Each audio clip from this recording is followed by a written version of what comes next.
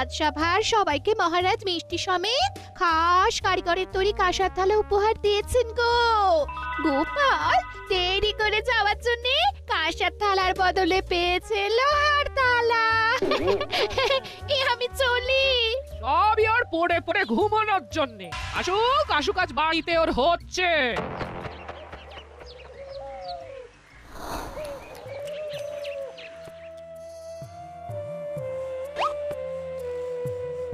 তোমাকে অনেক ধন্যবাদ। তুমি আজ এই ক্ষুধার্তের ক্ষুধা মেটালে। তোমাকে আমি একটা জিনিস দিতে চাই। এ আবার কেমন পাথর?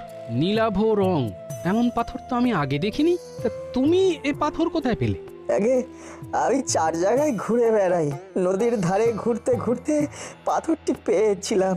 আমি চলি আমি।